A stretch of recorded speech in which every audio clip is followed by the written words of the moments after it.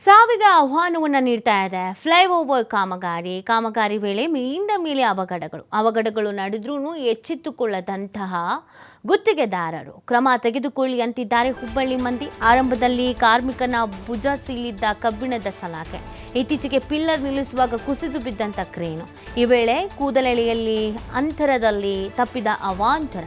ಘಟನೆಯಲ್ಲಿ ವಾಹನಗಳು, ವಿದ್ಯುತ್ ಕಂಬಕ್ಕೆ ಹಾನಿಯಾಗಿದೆ. 320 ಕೋಟಿ ವೆಚ್ಚದಲ್ಲಿ ನಡೆದಂಥ ಫ್ಲೈಓವರ್ ಕಾಮಗಾರಿ. ಸೊ ಒಂದಾದ್ಮೇಲೆ ಒಂದು ಸಮಸ್ಯೆಗಳೇ ಎದುರಾಗ್ತಾ ಇದೆ. ಇದರಿಂದ ಉಪಯೋಗ ಅನ್ನೋದಕ್ಕಿಂತ ಅವಘಡಗಳೇ ಹೆಚ್ಚಾಗ್ತಾ ಇರೋದು. ಆ ಕಾರಣಕ್ಕಾಗಿ ಇದೀಗ ಇದಕ್ಕೆ ಆಕ್ರೋಶ ಕೂಡ ವ್ಯಕ್ತವಾಗ್ತಾ ಇದೆ. ಕೆಲಸ ಮಾಡ್ತಾ ಇರುವಂಥ ಕಾರ್ಮಿಕರಿಗಳಿಗೂ ಕೂಡ ಇದರಿಂದ ಸಮಸ್ಯೆ ಆಗ್ತಾ ಇದೆ, ನೋವಾಗ್ತಾ ಇದೆ.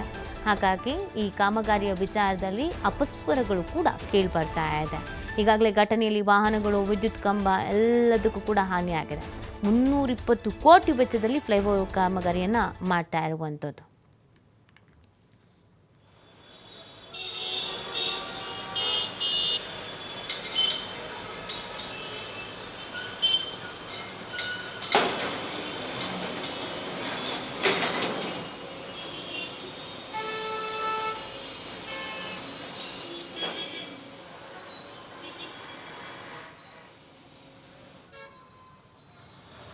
ಈ ಬಗ್ಗೆ ಅಲ್ಲಿನ ಸ್ಥಿತಿಗತಿ ಏನಿದೆ ಅನ್ನೋದ್ರ ಬಗ್ಗೆ ನಮ್ಮ ಪ್ರತಿನಿಧಿ ಯಲ್ಲಪ್ಪ ಒಂದು ಪ್ರತ್ಯಕ್ಷ ವರದಿ ನೀಡಿದ್ದಾರೆ. ನೋಡೋಣ ಬನ್ನಿ. ಹುಬ್ಬಳ್ಳಿಯಲ್ಲಿ ನಡೆಯುತ್ತಿರುವಂತಹ ಫ್ಲೈಓವರ್ ಕಾಮಗಾರಿಗೆ ಇನ್ನಷ್ಟು ಬಲಿ ಬೇಕು ಅನ್ನೋದು ಇವತ್ತು ಸಾರ್ವಜನಿಕರು ಪ್ರಶ್ನೆ ಮಾಡುವಂತಹ ಪರಿಸ್ಥಿತಿ ನಿರ್ಮಾಣವಾಗಿದೆ. ಯಾಕಂದರೆ ಗುತ್ತಿಗೆದಾರರ ಎಡವಟ್ಟಿಂದ ಈಗಾಗಲೇ ಸಾಕಷ್ಟು ಅವಘಡಗಳಾಗಿವೆ. ಓರ್ವ ಪೊಲೀಸ್ ಅಧಿಕಾರಿಯೂ ಸಹ ಇಲ್ಲಂದರೆ ಪ್ರಾಣವನ್ನು ಕಳೆದುಕೊಂಡಿದ್ದಾರೆ. ಇಷ್ಟಾದರೂ ಸಹಿತ ಇಲ್ಲಂದರೆ ಗುತ್ತಿಗೆದಾರರು ಇರ್ಬೋದು ಮತ್ತು ರಾಷ್ಟ್ರೀಯ ಹೆದ್ದಾರಿ ಇರ್ಬೋದು ಇನ್ನೂ ಸಹ ಎಚ್ಚೆತ್ತುಕೊಂಡಿಲ್ಲ. ಯಾಕಂದರೆ ಇಲ್ಲಿ ಯಾವ ರೀತಿಯಾಗಿ ಮುಂಜಾಗ್ರತಾ ಕ್ರಮಗಳನ್ನು ತೆಗೆದುಕೊಳ್ಳಬೇಕು, ಒಂದೇ ಒಂದು ಮುಂಜಾಗ್ರತಾ ಕ್ರಮಗಳನ್ನು ಇಲ್ಲಿ ನಡೆಯುವಂತಹ ಕಾಮಗಾರಿಯಲ್ಲಿ ತೆಗೆದುಕೊಂಡಿಲ್ಲ. ಯಾಕಂದರೆ ನಾನು ಉದಾಹರಣೆಗೆ ನೋಡಿದಾಗ ಇಲ್ಲ ಅಂತಂದರೆ ಈ ದೊಡ್ಡ ಪ್ರಮಾಣದಲ್ಲಿ ಒಂದು ಮೇಲ್ಸೇತುವೆ ಆಗ್ತದೆ. ಸುಮಾರು 300 ಕೋಟಿ ರೂಪಾಯಿ ವೆಚ್ಚದಲ್ಲಿ ಈ ಒಂದು ಕಾಮಗಾರಿ ಏನೀಗಾಗಲೇ ಅಂದರೆ ಒಂದು ಕಡೆ ಬರದಿಂದ ಸಾಗ್ತದೆ. ಮಧ್ಯದಲ್ಲಿ ನೋಡಿದಾಗ ಇಲ್ಲ ಅಂದರೆ ಆಮೆಗಾತಿಯಲ್ಲಿ ಈ ಒಂದು ಕಾಮಗಾರಿ ನಡೀತಾ ಇತ್ತು. ಜಿಲ್ಲಾಡಳಿತ ಎಚ್ಚೆತ್ತುಕೊಂಡು ಎಲ್ಲರಿಗೂ ಬಿಸಿ ಮುಟ್ಟಿಸುವಂಥ ಕೆಲಸ ಮಾಡಿದ್ರು. ಈಗ ಇದಕ್ಕೆ ಒಂದು ವೇಗ ಪಡೆದುಕೊಂಡಿದೆ.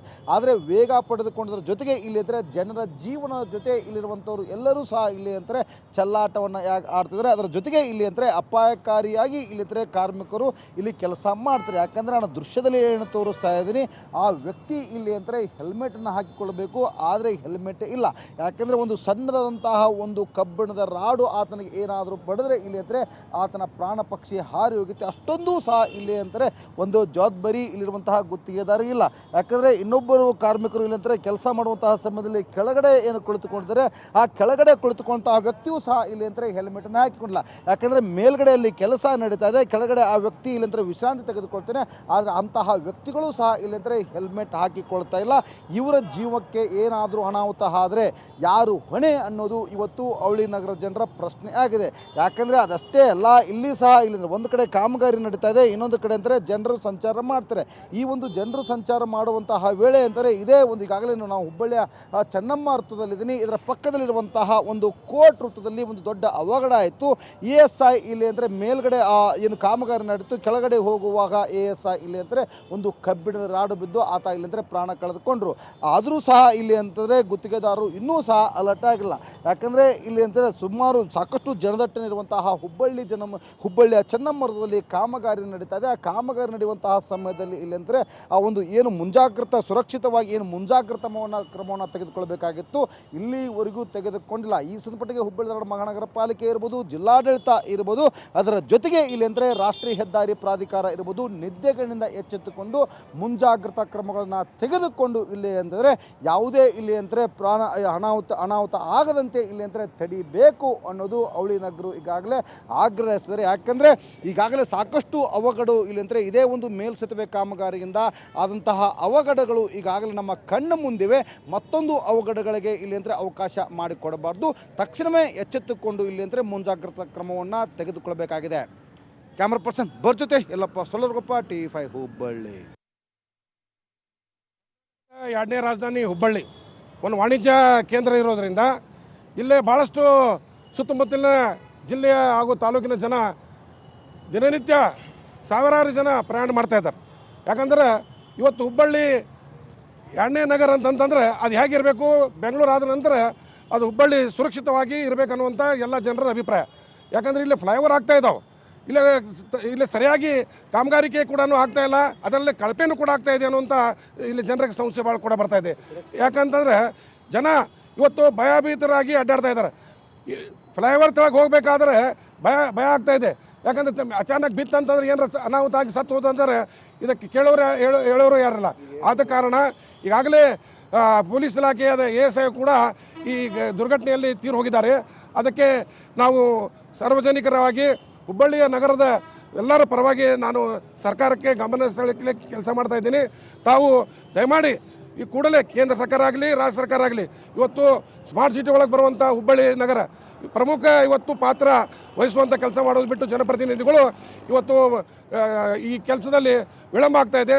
ದಯಮಾಡಿ ತಾವು ಇದಕ್ಕೆ ಮುತುವರ್ಜಿ ವಹಿಸಿ ಆದಷ್ಟು ಬೇಗನೆ ಸುರಕ್ಷತೆ ಆಗಬೇಕು ಅಂತಂದರೆ ತಾವು ಇದಕ್ಕೆ ಹೆಚ್ಚಿನ ಆಸಕ್ತಿಯನ್ನು ವಹಿಸಿ ಪೂರ್ಣಗೊಳಿಸಬೇಕು ಅನ್ನುವಂಥ ತಮ್ಮ ಮುಖಾಂತರ ಹೇಳಲಿಕ್ಕೆ ಇಚ್ಛಪಡ್ತಾ ಇದ್ದೀನಿ.